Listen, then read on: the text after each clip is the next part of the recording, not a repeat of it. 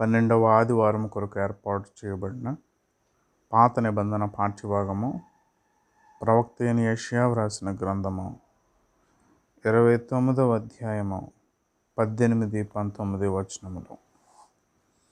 ఆ దినమున చెవిటివారు గ్రంథవాక్యములో విందురు. అంధకారము కలిగినను గాఢాంధకారము కలిగినను గ్రుడ్డివారు కన్నులారా చూచెదరు. యెహోవా యందు దీనులకు కలుగు సంతోషము అధికమగును. మనుషులలో బేదలు ఇశ్రాయేలు యొక్క పరిశుద్ధ దేవుని యందు ఆనందించెదరు. ఇంతటితో ఈ దినమున కొరకు ఏర్పాటు చేయబడిన పాత నిబంధన పాఠ్యభాగము ముగియుచున్నది. పరిశుద్ధుడవగు దేవా, పావన శక్తుడ దేవా, పావనమర్చ దేవా, మమ్మును కనికరింపుము.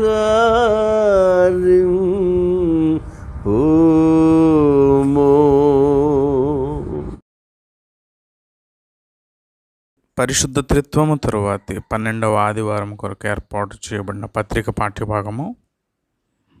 అన్య దేశముల యందు చెదరి ఉన్న 12 గోత్రముల వారికి యేసుక్రీస్తు దాసుడు సహోదరుడునైన యాకోబు రాసిన పత్రిక 3వ అధ్యాయము 1వ వచనము నుండి 12వ వచనం వరకు ఈ విధముగా వ్రాయబడి ఉన్నది. నా సహోదరులారా, బోధకులమైన మనము మరి కఠినమైన తీర్పు పొందుదమని తెలుసుకొని మీలో అనేకులు బోధకులు కాకుండుడి. అనేక విషయములలో మనమందరము తప్పిపోవచ్చున్నాము. ఎవడైనను మాట యందు తప్పని ఎడల అట్టివాడు లోపము లేనివాడై తన సర్వ శరీరమును స్వాధీనమందుంచుకునే శక్తి గలవాడగును. గుర్రములు మనకు లోబడుటకై నోటికి కళ్ళెము పెట్టి వాటి శరీరం అంతయు త్రిప్పుదుము కదా. ఓడలను కూడా చూడుడి, అవి ఎంతో గొప్పవై పెనుగాలికి కొట్టుకుని పోబడినను ఓడ నడుపువాని ఉద్దేశము చొప్పున మిక్కిలి చిన్నదగు చుక్కాని చేత త్రిప్పబడును. అలాగుననే నాలుక కూడా చిన్న అవయవమైనను బహుగా అదిరిపడును. ఎంత కొంచెము నిప్పు ఎంత విస్తారమైన అడవిని తగులబెట్టును. నాలుక అగ్నియే. నాలుక మన అవయవములలో ఉంచబడిన పాప ప్రపంచమై సర్వ శరీరమునకు మాలిన్యము కలుగజేయుచు ప్రకృతి చక్రమునకు చిచ్చు పెట్టును.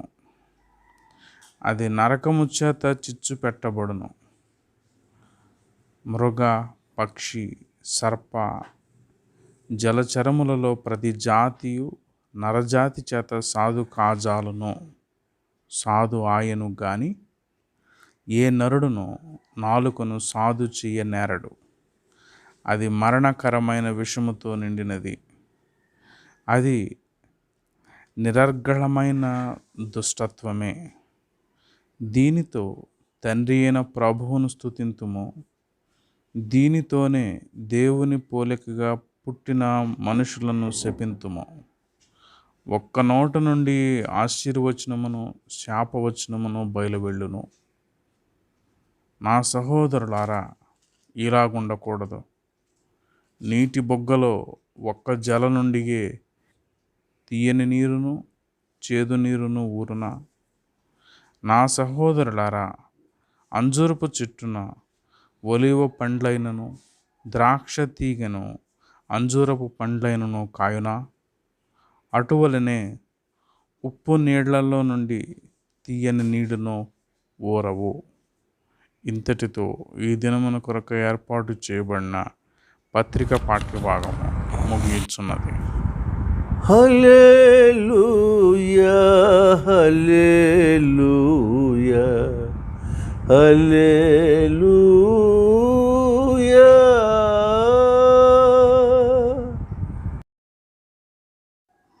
పరిశుద్ధ త్రిత్వము తరువాతి 12వ ఆదివారం కొరకు ఏర్పాటు చేయబడిన పరిశుద్ధ సువార్త పాఠ్యభాగము పరిశుద్ధుడైన మత్తయి వ్రాసిన సువార్త 12వ అధ్యాయము 31వ వచనము నుండి 42వ వచనం వరకు ఈ విధంగా వ్రాయబడి ఉన్నది. ఓ ప్రభువా, నీకు మహిమ కలుగును గాక.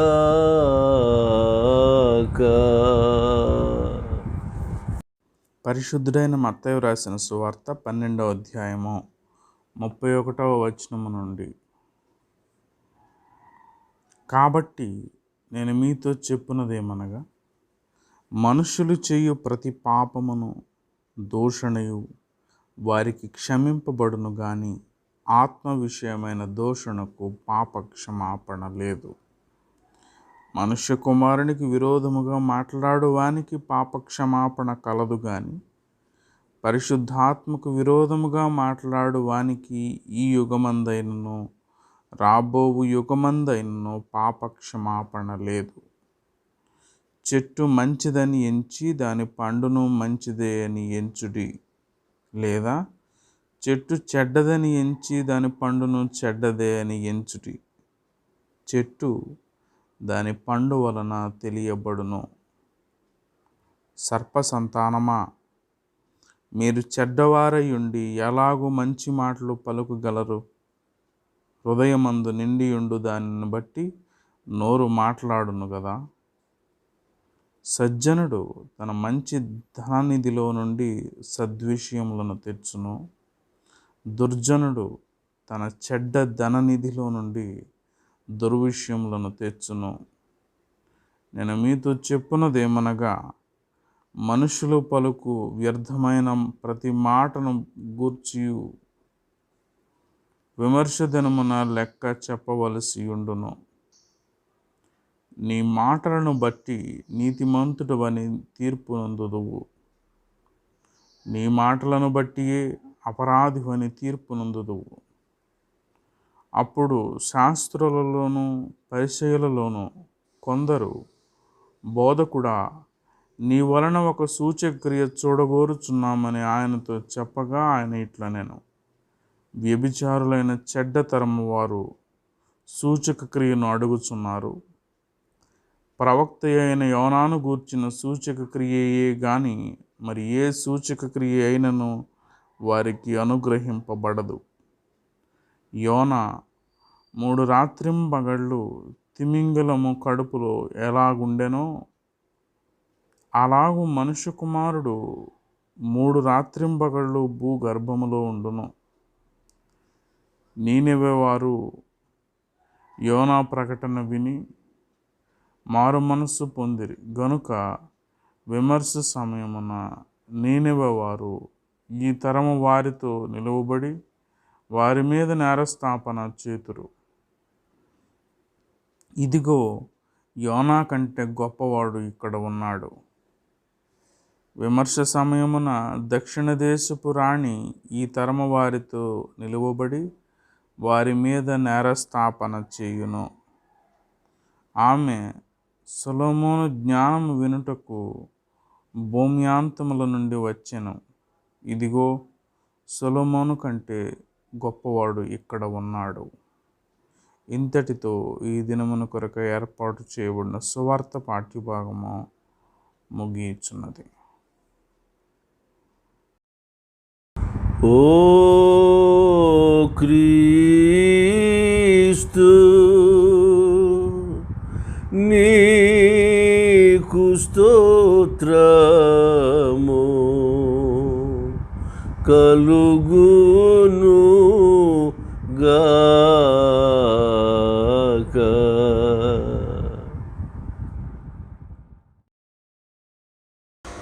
Praise lord.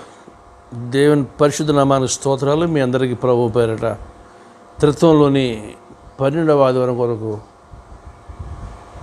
ఆరాధన ఆశీర్వాదాలకు మీకు ఆహ్వానం. మనం ప్రార్థన చేసుకొని ప్రభు వారి ప్రసన్నత కొరకు వేడుకుందాము. ప్రార్థన.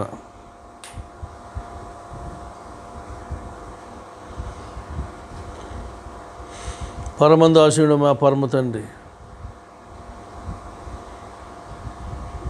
మా ఉనికికి మా సౌకర్యానికి వీటికి మించి మా పరిశుద్ధ ఆనందానికి కారకుడమైన మిమ్మును ఈ 12వ ఆదివారం మీ సంకల్పంలో చూసుకోబోతుండగా తమరు మా కోసం చేసిన ప్రతి ఏర్పాటును నాయన మేము చాలా పరిశీలనగా తెలుసుకోవడానికి అందు మేము ఆనందించి మీ కుమారుడైన యేసును మహింపరచుడు మీ పరిశుద్ధ త్రిత్వమునకు మేము కృతజ్ఞమై ఉండుటకు మా మానవ త్రిత్వాన్ని అనగా మా శరీర ప్రాణాత్మలు ఇచ్చి మీ పాద సన్నిధికి తీసుకొచ్చాము. మమ్మ కనికరించండి. వాకి ధ్యానమందు మీ నామ గానమందు మీ తోడు మాకు ఇవ్వండి. ఆయన ప్రపంచమంతా పాండమిక్ మోషన్లో ఉంటుండగా మమ్మ మీ రక్తమందు కడిగిన పరిస్థితి మీరు సంపాదించుకున్న సంగతి మాకు జ్ఞాపకం చేస్తూ మమ్మల్ని సజీవులకు ఉంచావు.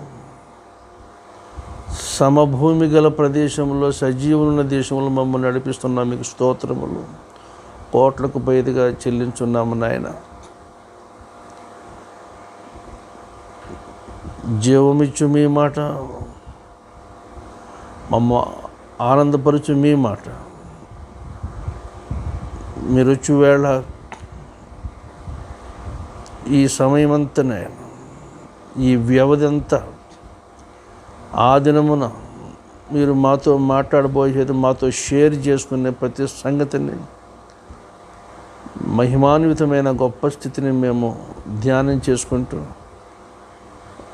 మా ఇరుగు పొరుగు వాటికి దాన్ని పంచుటకును దాన్ని ప్రయోగాత్మకంగా మేము మీ సన్నిధులు అనుభవించి సమాజంలో ప్రకటించుటకు మమ్మల్ని సిద్ధపరచమని స్థానిక సంఘాల అన్నిటినీ సార్వత్రిక సంఘాన్ని మీ బిడ్డలని ఇశ్రాయేలును యెరూషలేమును వారి క్షేమమును మీ పాద సన్నిధి సమర్పించుకుంటూ మీ కనికరం కొరకు మమ్మను ఆయత్తపరచమని మీ సిలువ చాటు మమ్మరుగా చేసి మీ కుమారుడైన యేసు మాత్రమే అగుపడులాగున్న వింటున్న నీ బిడ్డలను నీ పక్షంగా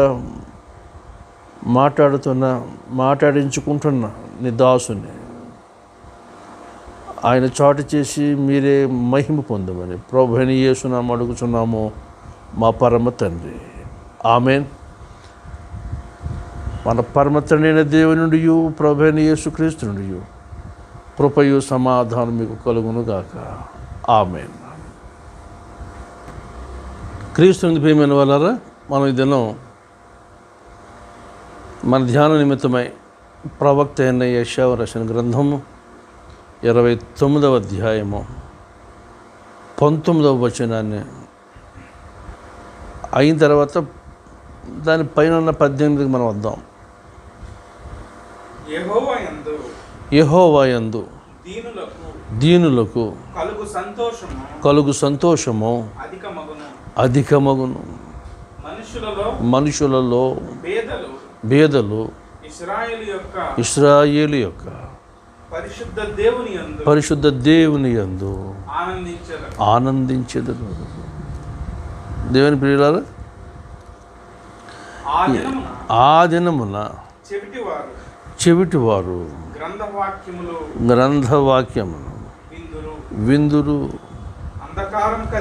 అంధకారము కలిగినను గాఢాంధకారము కలిగినను పురుటివారు కన్నులారా చూచెదరు. అందులో బదిరిలు గ్రంథవాక్యము వినడము,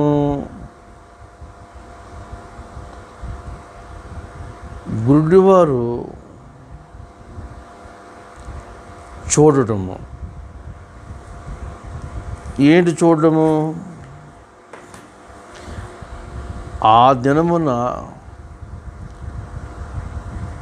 వారికి అంధకారము కలిగినను గాఢాంధకారము కలిగినను గుడ్డివారు కన్నులారా చూచెదరు, చెవిటివారు వినడము, దీనులకు సంతోషము, బీదలు పరిశుద్ధ దేవుని యందు ఆనందము. దీనులకు సంతోషము, బీదలకు ఆనందము రెండూ కూడా తమ దేవుడైన యెహోవా యందు వారు అనుభవించడము. గుడ్డివారు చూస్తారు కళ్ళారా, బదిరిలో లేక చెవిటివారు వింటారట.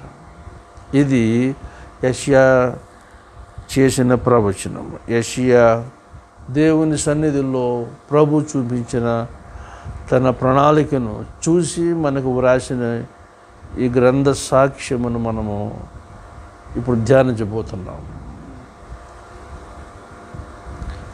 ఆ దినమున గుడ్డివారు, చెవిటివారు, ఏంటి ఈ రెండు జాబితాల యొక్క సంగతి ఏంటి? వీళ్ళు ఎందుకు గుడ్డివారయ్యారు, ఎందుకు చెవిటివారయ్యారు? ఈ విషయం మనము ఆలోచన చేయాలి. అంధత్వానికి, చెవుడుతనానికి చాలా కారణాలు ఉండుగాక ఉన్నవి. కానీ వీళ్ళు దేవుని ప్రజలుగా వీళ్ళు ఇటువంటి స్థితికి వీళ్ళు దాసత్వం చేస్తున్నారు. అర్థం ఏమంటే they lost the faculties of their viewing and hearing. వినడము, చూడడము, రెండు యొక్క జ్ఞానేంద్రియ కార్యక్రమాలు వీళ్ళు పోగొట్టుకున్నారు. ఏంటంటే దీనికి కారణము ద్వితీయోపదేశ కారణము. వీరికి ధర్మశాస్త్రమందు దేవుడు ముందుగా వ్రాయించి పెట్టాడు. అబ్బాయి ఇలా ఈ కండిషన్స్ మెయింటైన్ చేస్తే ఇలాగ, లేకపోతే అలాగని ఆయన తేటగా వ్రాసేసాడు. వీళ్ళకి ధర్మశాస్త్రం అక్కర్లేదు, దాని గురించిన ఆరా అక్కర్లేదు, ధ్యానం అక్కర్లేదు. కనుక ఇప్పుడు విందాం ఎందుకు వీరికి ఈ గుడ్డితనము, చెవుడితనము సంభవించిందో విందాం. 28వ అధ్యాయము 28వ వచనము 29వ వచనం ఒకసారి జ్ఞాపకం చేసుకుందాం. వెర్రితనము చేతను, గుడ్డితనము చేతను, హృదయ విస్మయము చేతను యెహోవా నిన్ను బాధించును. అప్పుడు గుడ్డివాడు చీకటిలో తడువులాడు రీతిగా వీరి మధ్యాహ్నమందు తడువులాడుదురు. నీ మార్గమును వర్ధిల్లు కొనలేరు.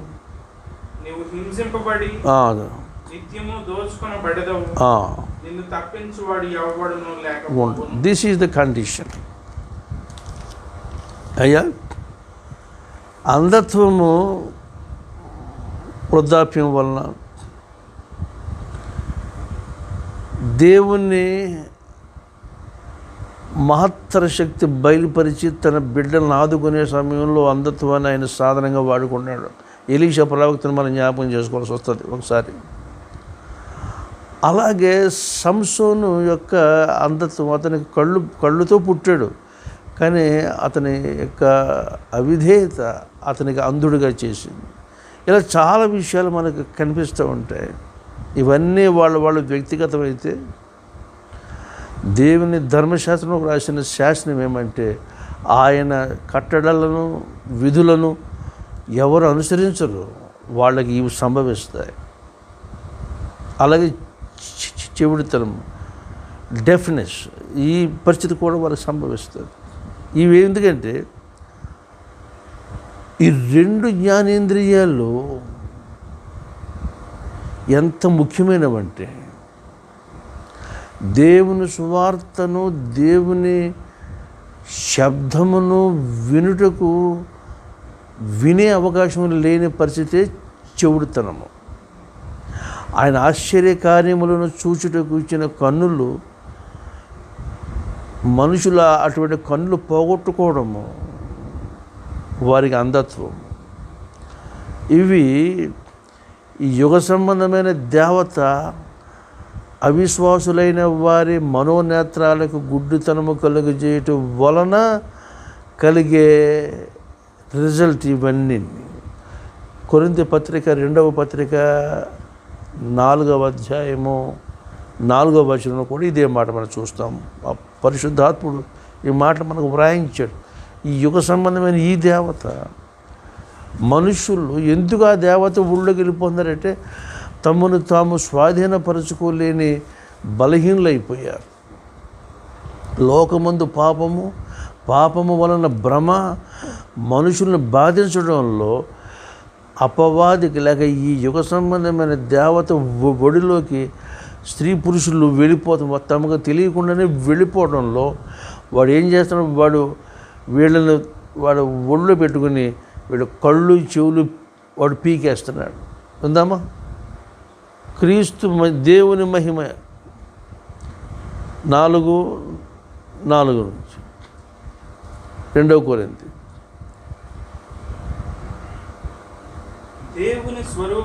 దేవుని స్వరూపి అయి ఉన్న క్రీస్తు మహిమను కనుపరచు సువార్త ప్రకాశమును వారికి ప్రకాశింపకుండునట్లు ఈ యుగ సంబంధమైన దేవత అవిశ్వాసులైన మనోనేత్రానికి గుడ్డితనము కలుగజేస్తున్నారు. ఇది ధర్మశాస్త్రమందు ప్రభు ముందుగా ప్రాచీన ఇశ్రాయేలుకి మోషే నాయకత్వంలో బయలుపరిచిన ఆ శాసనం అలా ఉంటే, ఇప్పుడు ప్రజెంట్ వరల్డ్ మన కాలంలో యుగ సంబంధమైన దేవత మనుషులకు అంధత్వం కలుగజేస్తున్నాడు, గుడ్డితనం కలుగజేస్తున్నాడు. ఎందుకంటే దేవుని కార్యాల్లో వీళ్ళకి పార్టిసిపేషన్ లేకుండా, వీళ్ళు పాలు పంచుకోవడానికి వీలు లేదు. ఇది శాపమా దీవెన? మీరు ఆలోచించండి ఒకసారి. అందరం అనుకుంటున్నాం కళ్ళు ఉన్నాయి అనుకుంటున్నాము. ఆయన మనకిచ్చిన కన్నుల్లో అపవాది పీకిపోయాడు. దేవుని బిడ్డలారా ఆలోచన చేయండి ఒకసారి. యెహోవా యందు బేదలకు దీనులకు సంతోషము ఆనందము అనే ఈ మాటల యొక్క భావన మీకు 1-2 మాటలు నేను చెప్పి ముందుకెళ్ళిపోతున్నాను. సంతోషము ఆనందము. సంతోషము ఏంటిది? సంతోషం అనే మాట అర్థమేమి? సంతోషము సంభవాల మీద ఆధారపడితే, సర్కమస్టెన్సెస్, పరిస్థితులు, మనకు వాటిల్లే పరిస్థితుల మీద ఆధారపడేది సంతోషం అయితే. ఆనందము పరిస్థితులతో సంబంధం లేదు. ఆనందము కేవలము దేవుడు తన స్వరూపమందు తన కొరకు తన పోలికలో చేసుకున్న మనిషికి ఇచ్చే భాగ్యము, మానసిక ఆధ్యాత్మిక ఉల్లాసము, అది ఆనందము. సంతోషాన్ని హ్యాపీనెస్ అంటాము, ఆనందాన్ని జాయ్ అంటాము. ఈ జాయ్కి హీబ్రూ భాషలో గీల్ అనే ఒక మాట వాడబడింది. గీల్ అంటే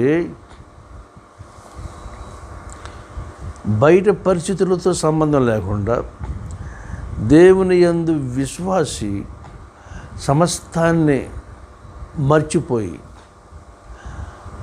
ఆత్మవశుడై దేవుని ట్రాన్స్కి వెళ్ళిపోయి, ఆయన టోటల్గా ఆయన కంట్రోల్కి వెళ్ళిపోయి, అంటే పరవశించి నాట్యం ఆడి ఆనందించడం, దాని పేరు గీల్ అంటాం. విశ్వాసి ఆనందించడమే కాదు, విశ్వాసి ఎడల, విశ్వాసి విషయంలో దేవుడు కూడా ఆనందిస్తూ ఉంటాడు. అది ఆ ఆనందమే 99 గొర్రెలలో నుండి కలిగేది కాక, తప్పిపోయిన ఆ ఒక గొర్రె వల్ల కలిగేది అనేది యేసు స్వామి తను చెప్పిన ఉపమానాల్లో చెప్పాడు. ఈవేళకు ఆయన మనకి ఈ మాటల్లో జ్ఞాపకం చేస్తున్నాడు.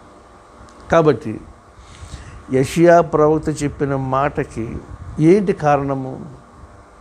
వారు అంధులుగా ఎందుకు అయిపోయారు, గుడ్డివారు ఎందుకు అయిపోయారు మనం విన్నాం. అది గ్రంథం ఇచ్చే సాక్ష్యం.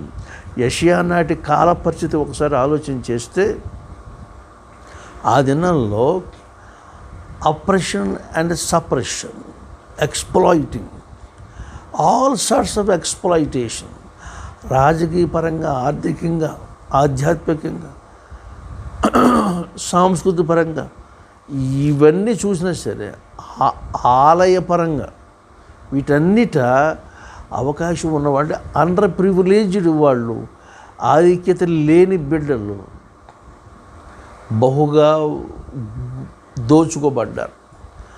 దోచుకోబడ్డంలో వాళ్ళకి సరైన న్యూట్రిషన్ లేక ఈ లోట్లు వాళ్ళకు వచ్చి పడిపోయినాయి. ఏవి? అంధత్వము, చెవుడుతనము, పేదరికము, దిక్కుమాలిన పరిస్థితి. ఏమండి, పేదలు అంటే తమ భోజనం తాము అవస్థలు పడి సంపాదించుకొని జీవించేవాళ్ళు పేదలైతే, దీనులు తమ భోజనం కూడా తాము సంపాదించుకోలేని బలహీనలు అయిపోతారు. దీనికి మూలమందు పుట్టుకోస్ అనే ఒక మాట వాడబడింది. అర్థమేంటి? తమ దరిద్రతని తాము ఎదిరించలేరు. ఈ స్థితికి దిగిపోవట కారణం ఏమంటే ఇశ్రాయేలులో ధర్మశాస్త్రం లేదు. ఉన్న ధర్మశాస్త్రాన్ని వారు అమలు చేయలేకపోయారు. ఇది కండిషన్. ఇది ఇలా ఉంటూ ఉండగా వీళ్ళు అనుకునే సూడో సాటిస్ఫాక్షన్, ఫాల్స్ సాటిస్ఫాక్షన్, తప్పుడు తృప్తి, ది కంప్లసెంట్ స్టేట్ ఏంటంటే వీళ్ళు అనుకునేది మేము బాగానే ఉన్నాము, మాకు ఆరాధనలు జరిగిపోతున్నాయి, విశ్రాంతి దినాలు, అమావాస్య రోజులు, మరి పూర్ణిమ రోజులు, నియమ కాలాలు ఇవన్నీ యాజరీజుగా జరిగిపోతుందని తమ నిత్య ఈ ఆరాధన కార్యక్రమాలు, ఆలయ సంబంధమైన కార్యక్రమాలు అంటే అర్చనాదులు, ఇవి వాళ్ళకి రొటీన్ అయినాయి తప్ప రియల్ అవ్వలేదు. ఇవాళ కూడా సార్వత్రిక సంఘ పరిస్థితి, మన పరిస్థితి కూడా మనకి చర్చెస్ జరుగుతున్నాయి, ఆరాధన జరుగుతుంది, కానీ అవి రియాలిటీగా రావట్లంటే మనం రియలైజ్ అవ్వడానికి వాటిని మనం తీసుకుంటలేదు, అంత సమయం ఇవ్వట్లేదు. జరగాల కనుక జరుపుకుంటున్నాం అంతే, అది ఆచారం అయిపోయింది. కాబట్టి తమ ఆచారానికి ఆధ్యాత్మికతకి రెంటికి మధ్య పొంతన లేదు, వాటి మధ్య సమగ్రత లేదు. యేసు ప్రభు నాటి పరిచయుల ధోరణి కూడా ఇలాగే జరిగింది.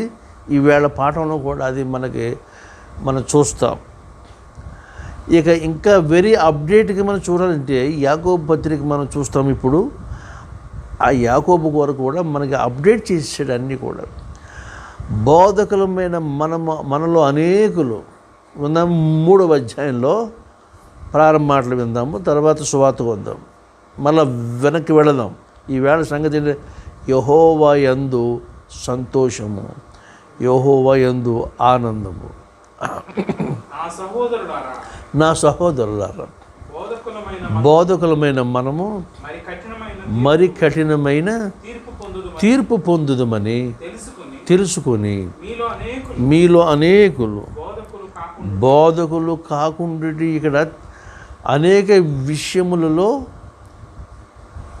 ఏమంటున్నాము, మనలో అనేక విషయాల్లో మనం ఏం చేస్తున్నాం, తప్పిపోతున్నాం అన్నమాట. ఏంటిది? విషయములలో చాలండి. ఈ తప్పిపోవడం అనే మాటకి అర్థం ఏమంటే ప్లానావు అనే ఒక మాట. ఈ మాటని ఎందుకు చెప్తున్నట్లు, నాకు పనిలే కాదు, నాకు వచ్చని కాదు, మీ హృదయంలో ఒక బలమైన భావాన్ని స్థాపించాలి. తప్పిపోవడం అంటే ఎలా తప్పిపోతున్నారంటే ప్లనావో అనే మాట నుంచే ప్లానెట్ అని ఇంగ్లీష్ మాట వచ్చింది. అంటే ఈ గ్రహాలు తిరుగుతూ ఉంటవి, సర్టన్ ఆర్బిట్లో వాటికి పెట్టిన డైరెక్షన్లో అవి తిరుగుతూ ఉన్నప్పుడే సృష్టి తన కార్యక్రమం అది చేసి మనకి మేలు కలిగజేస్తుంది.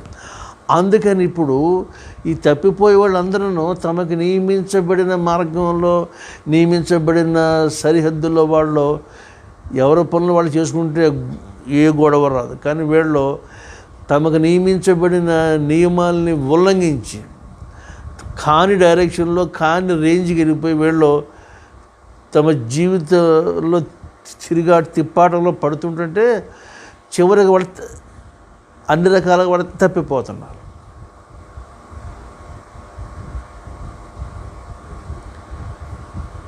అంచేత గ్రహాల మనోళ్ళు అంటూ ఉంటారు అన్యులు, గ్రహపాటు. నేను చెప్పేది గ్రహపాటు కాదు, అది గ్రహపాటుకి నీ గుణం పాటులో లేదు, నీ గుణం సరిలేదు. సామెత గ్రంథము 25వ అధ్యాయం 28వ వచనం ఒకసారి చూద్దాం. 25, 28 సామెతలు.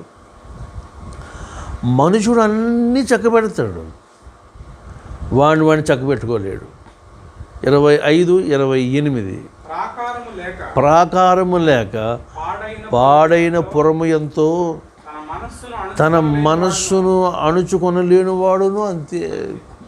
కాబట్టి ది హోల్ ప్రాబ్లం ఏమంటే యెషయా నాటి పరిస్థితికైనా, యేసు ప్రభు నాటి పరిస్థితికైనా, ఈవేళ మన పరిస్థితికైనా, మన ఈ మూడు స్థాయిల్లో, ఈ మూడు కాలాల్లో ఉన్న విశ్వాసులకు సంభవించేది ఏమయ్యానంటే వీళ్ళందరినీ ఒక నియమము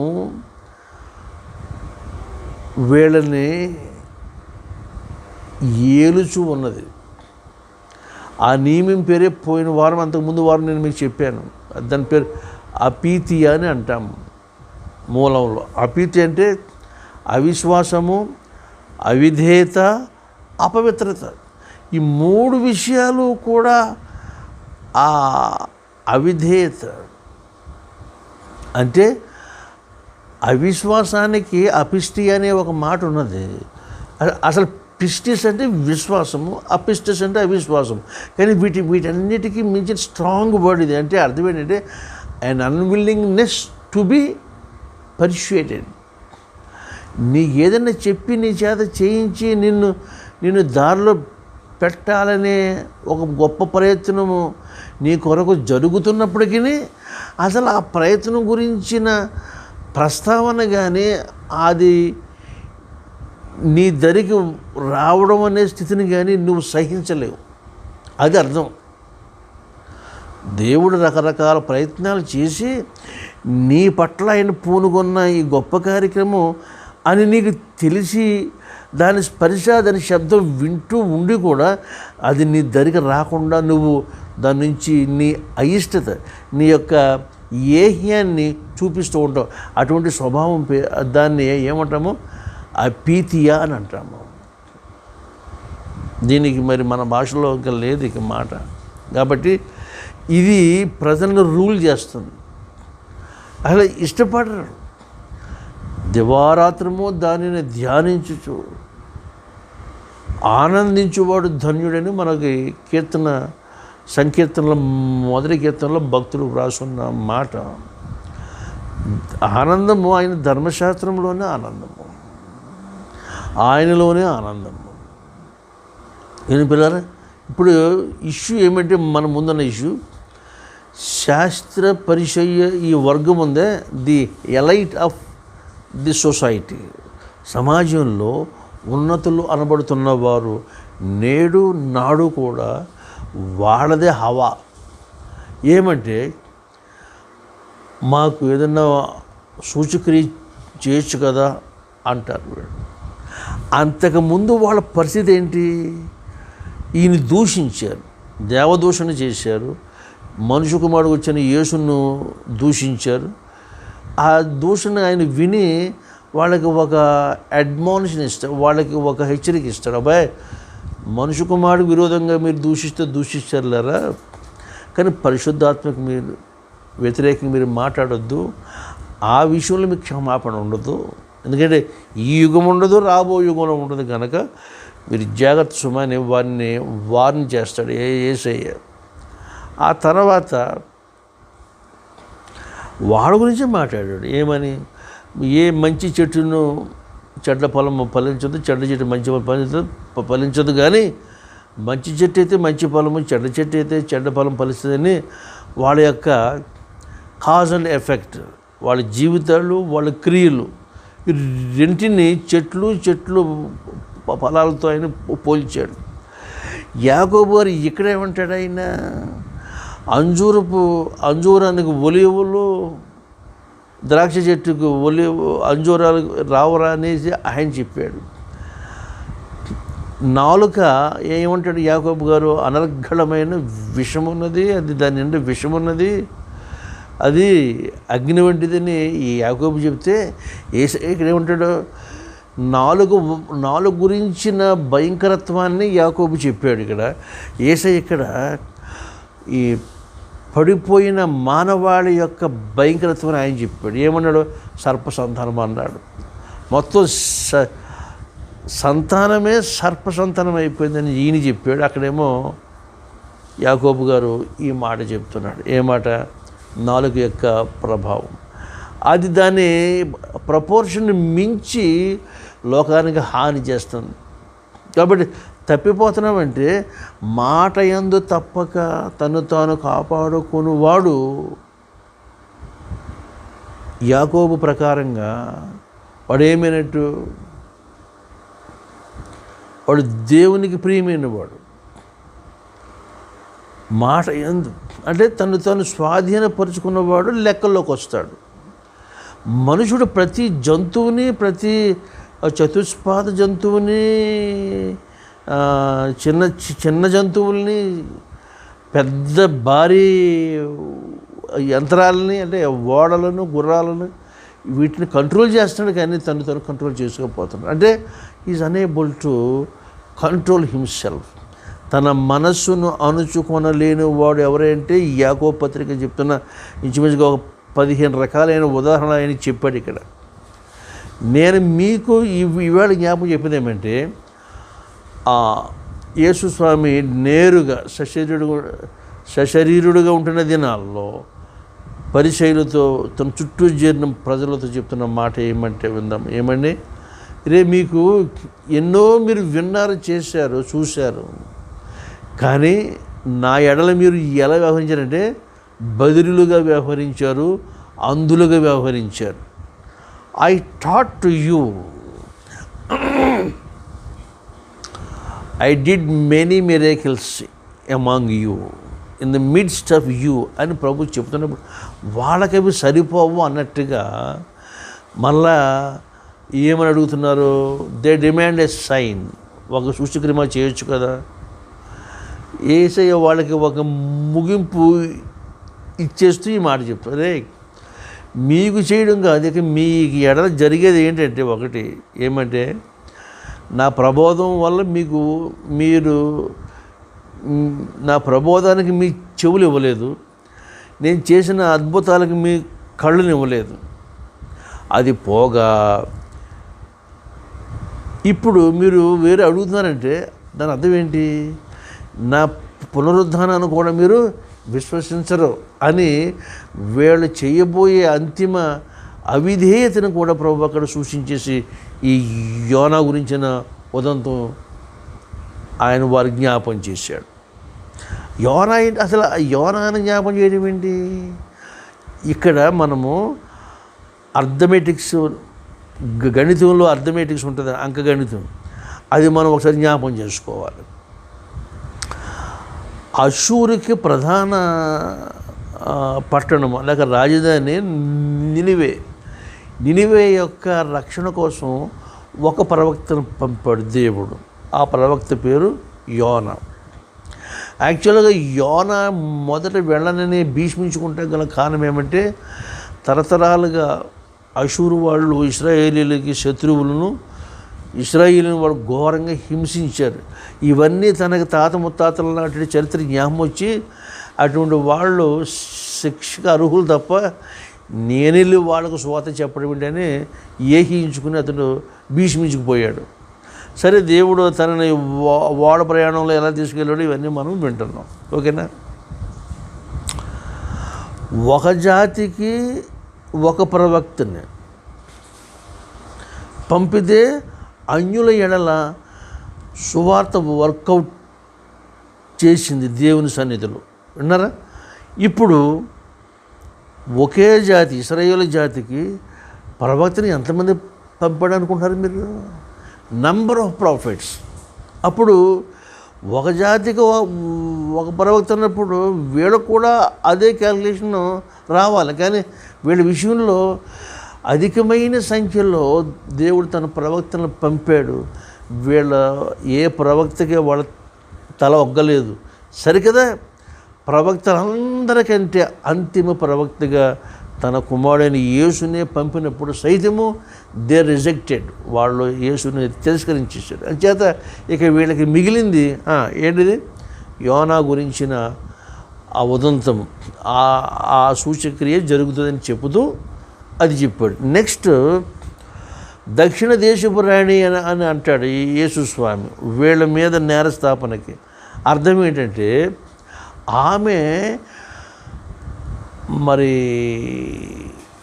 దక్షిణ దేశాన్ని నుంచి యెరూషలేముకి చేసిన ప్రయాణంలో గంధవర్గమే కాదు, బంగారమే కాదు, ఆమె దగ్గర ఉన్న అనేకమైన వాటిని తీసుకుని మనం చూద్దాం ఒకసారి. పోని శాబరాణి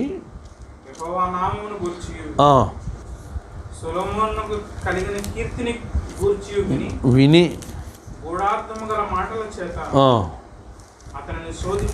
శోధించుటకై వచ్చాను. చాలండి.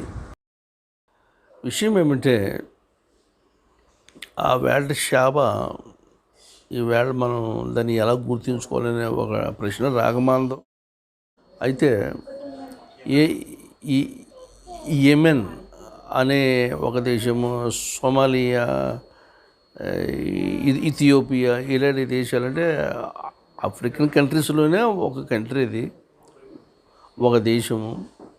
ఇప్పుడు ఈవేళ మన ప్రజెంట్ వరల్డ్లో దాన్ని యెమెన్గా మనం దాన్ని గుర్తుంచుకోవచ్చు. ఆమె చేసిన ప్రయాణం మామూలు కాదు. మరి అలుపెరగక వచ్చి సొలొమోను జ్ఞానం కొరకు చూడాలనుకుంది. తీరా వచ్చి చూశాక చెప్పిన రిపోర్ట్ ఏంటంటే ఆమె, నేను మీ దగ్గరికి రాకముందు విన్న దాంట్లో సగం కూడా వినలేకపోయానని నేను ఇప్పుడు బాధపడుతున్నానని ఆవిడ she was greatly surprised and wondered on visiting Solomon's kingdom and things in and around his kingdom and in and around his throne. ఆయన సొలొమోను గారి యొక్క ప్రతి సంగతిని చూసి చాలా ఘోరమైన ప్రశ్నలు వేయడంలో మ్యాక్సిమం ఇంకేమీ లేకుండా తన మనసులో అడగాలనుకుని అన్నీ అడిగేశాక అండ్ షీ పోస్ట్రేట్ బిఫోర్ సొలొమన్. ఆమె ముందు ఆయన ముందు సాష్టాంగ పడిందా అన్న రేంజ్కి ఆమె ఒప్పుకోలు. ఓవరాల్గా మనం వినే ఒక మరపురాని మాట ఏం చెప్పుకోవాలంటే, ఆమె ఎంతటి మానవ మనసుతో వచ్చినప్పటికీ సొలొమోను దేవుణ్ణి గురించి విన్నది. ముందు ఆయన నామం విన్నది, తర్వాత సొలొమోను యొక్క కీర్తి విన్నది. At the outset, she heard the name of Yahweh, the name of the Lord of King Solomon, and then the fame of King Solomon. ఈవేళ ఇటువంటి జీల్ మనలో ఎంతమందికి ఉందో ఆలోచించేయాలి. కనుక యెహోవాను గురించి ఆనందించింది ఆమె.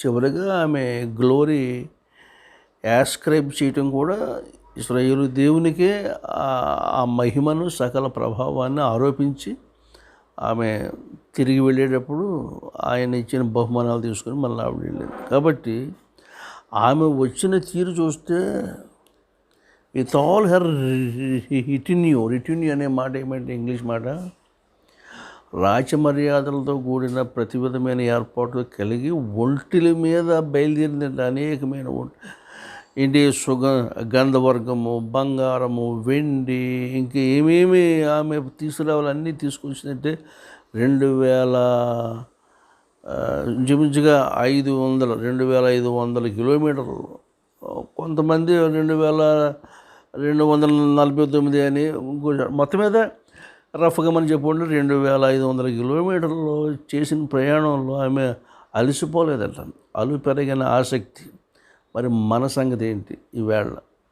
ఎందుకంటే ఒక మానవ మాతృడిని తన కాలం నాటి ఒక చక్రవర్తి, ప్రపంచ చక్రవర్తి, ఆ దినాల్లో సొలొమోను గురించి చెప్పుకునే మాట ఏమంటే is the son of the known world అని చెప్పుకునేవారు. చరిత్ర అంటే అప్పటికి ఎరిగిన ప్రపంచం ఏదైతే ఉందో ఆ ప్రపంచాన్ని అంతటికీ అయినా అల్లుడయ్యాడంటే కింగ్స్ యూజ్. ఇప్పుడు ఈమె ఎలా వచ్చిందో అలాగా సామ్రాజ్యాధిపతులు అలా వచ్చేసి ఈయన జ్ఞానానికి, సౌందర్యానికి, ఈయన ప్రభావానికి వాళ్ళు ముగ్ధులై వెళ్తూ వాళ్ళు తీసుకొచ్చిన కానుకలతో పాటు తమకు కలిగిన ఆడపిల్లల్ని, అందమైన పిల్లల్ని రాజుగారికి కూడా ఒక కానుకగా ఇచ్చేసి వెళ్ళిపోయేవారట.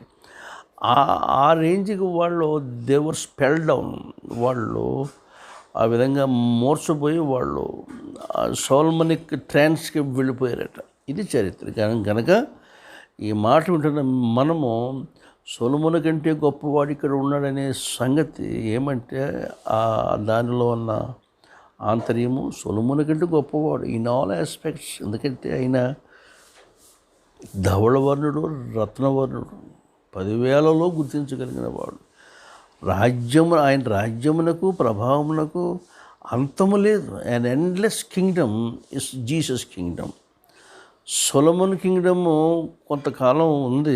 మరి చరిత్ర అంటే మరి మానవుడు కనుక కాలగర్భంలో అందరిలాగా తను కలిసిపోవాలి. కానీ కాలాన్ని శాసించి నిత్యత్వాన్ని ఏలగలిగిన ఏకైక దేవుడు యేసు అని సొలొమోను కంటే గొప్పవాడు ఇక్కడ ఉండనే మాటలో అర్థం. కనుక మిమ్మల్ని అందరినీ ఆ నిత్యరాజ్యపు నిత్య సామ్రాట్ అయిన యేసు వైపు మీరు చూడాలని, శాబను బోలి మీరు సంపూర్ణమైన సమర్పణ చేసుకోవాలని మనవి చేస్తున్నాం. ఎందుకంటే శాబ్ అనే మాట హీబ్రూలో 7 times అని ఒక అర్థం. అంటే అర్పణ అర్పించేటప్పుడు 7 అర్పణలు కానీ, 7 రకాలు కానీ, 7 మార్లు కానీ, ఈ విధంగా. అంటే 7th complete and perfect number అన్నమాట ఫర్ జ్యూస్. ఆ విధంగా ఆ పేరు కలిగిన ఆ దేశపు రాణి ఆమె రావడం, ఆమె రాక, ఆవిడ వెళ్ళడం, ఇది గొప్ప చరిత్ర. ఈమె రాకను బట్టి ఈమె వెళ్ళిపోయిన తర్వాత ఆ దేశంలో మరి యెహోవా పేరట ఆలయం కట్టబడటం, అక్కడ ఇంకా ఆ విధంగా జూడాయిజం అక్కడ స్టార్ట్ అవ్వడం, ఇది గొప్ప చరిత్ర. ఈ విధంగా సొలొమోను మనకు రెఫర్ చేయబడ్డాడు. కనుక నేను మీకు చెప్పేది ఏమంటే, రేపొద్దున మనం ఈ గురించి విన్న తర్వాత ఒకసారి మనం కూడా పరలోకానికి వెళ్ళే వాళ్ళని చూడాలనే ఆ కోరిక మీకు ఈపాటికి రావాలి. అట్లీస్ట్ ఇటువంటి బిబ్లికల్ ఫిగర్స్ని చూడడానికైనా ప్రభు దగ్గరికి వెళ్ళాలని ఆ పాజిటివ్ థింకింగ్, వీటన్నిటికీ వావరణ భావాలు, ఎవ్రీ డిజైర్ నిత్య నరకా నుంచి తప్పించుకోవాలనే కోరిక లేకపోతే ఈ విన్న వాక్యం అంతా కూడా మీ పట్ల నిజము కాదు. ఈ విధంగా నేను చెబుతూ మీ దగ్గర ఇంకా కొన్ని విషయాలు ముందుకెళ్దాం. అంటే అర్థం ఏంటంటే మీరు ఏమనుకుంటున్నారు? ఒక అన్య దేశపు రాణి ఇచ్చిన ప్రయారిటీ ఇశ్రాయేలీలకు ఇవ్వలేకపోతున్నారు. ఆమె ఆర్డర్ ఆఫ్ ప్రయారిటీ మీరు చూడండి. మొట్టమొదటిగా యెహోవాను గూర్చినది, యెహోవా నామ్, the name of the Lord. రెండవది the fame of king Solomon, సొలొమోనుకున్న కీర్తి ప్రభావం గురించి విన్నది. మూడవదిగా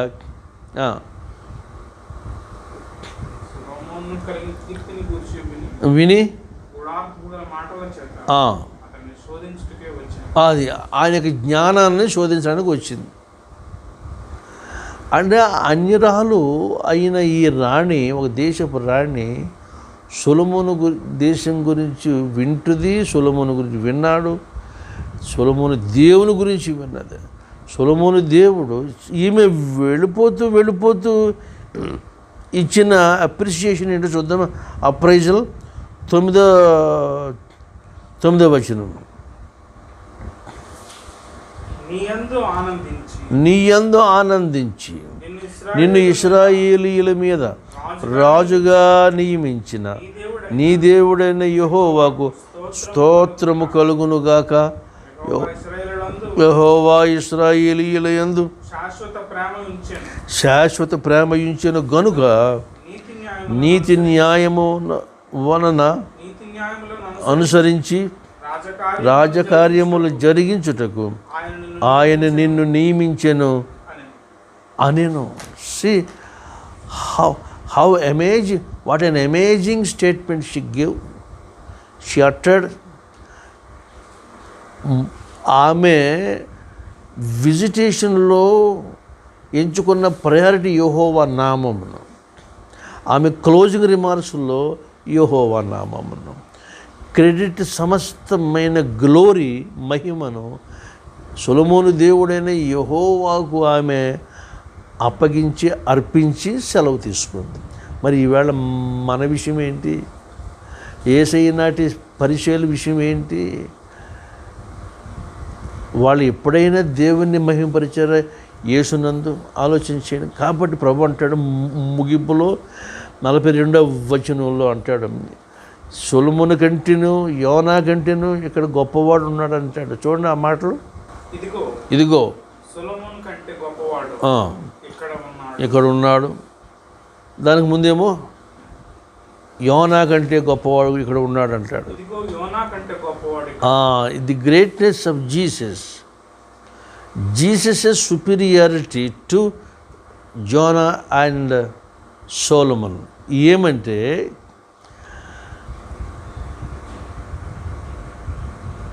యోనా ఒక జాతిగా ప్రవక్తగా వెళ్ళాడు, అక్కడ దేవుని పని చేసి వచ్చాడు. యోనా కంటే గొప్పవాడు ఎలాగ గొప్పవాడంటే యేసు ప్రభు, ఈ ప్రవక్త వ్యవస్థలోనే ఆయన అంతిమంగా వచ్చి సర్వలోకానికి ఆయన ఒక్క ప్రవక్తగానే తాను దేవుని పని జరిగించేసాడు ఆయన. కాబట్టి Jesus is greater then Yona. And regarding సొలొమన్ పరిస్థితి ఏంటి? సొలొమను యొక్క కీర్తి, ఆయన దేశంలో ఉన్న బంగారము, గంధాలు, గంధవర్గం అంటే స్పైసెస్, ఇవన్నీ చూస్తుంటే సొలొమోను యొక్క పనివారు సొలొమోనుకి అంటే పానదాయకులను కూడా ఆమె వరుసపెట్టి 7 విషయాలు ఆవిడ చూసిందా. మీరు అధ్యాయులు మీరు ఇంటికాడ చదువుకోండి. ఎంత పరిశీలనగా చూసిందంటే ఆ స్టైల్ ఆఫ్ మెయింటెనెన్స్ ప్రపంచంలో ఎక్కడ లేదు. ఎందుకంటే అది అషూరు హయాము, బబులోను హయాం, ఐగుప్తు హయాం, వీటి యొక్క సార్వత్రిక సామ్రాజ్యాల యొక్క ప్రభావం అన్నీ అణిగిపోయిన రోజులు ఆ రోజులు. ఇశ్రాయేలు దేశం ఒకటే ప్రపంచాన్ని శాసిస్తున్న రోజులు అవి. గనక సొలొమోను ప్రపంచానికి ఆయన సెంటర్ ఆఫ్ అట్రాక్షన్ అయిపోయాడు ఇన్ ఆల్ ఆస్పెక్ట్స్. అందుకని సొలొమోను యొక్క ప్రభావం వినడానికి ఆమె వచ్చింది. యేసు స్వామి సొలొమోను కంటే గొప్పవాడంటే ఎందులో గొప్పవాడు? సొలొమోను ఆరాధించు దేవుని పేరు యెహోవా, ఆయన అదృశ్యుడు. అటువంటి అదృశ్యుడైన ఆయనే నేడు సశరీరుడిగా అవతరించిన దృశ్యమానుడైన యేసు స్వామి, ఈయన.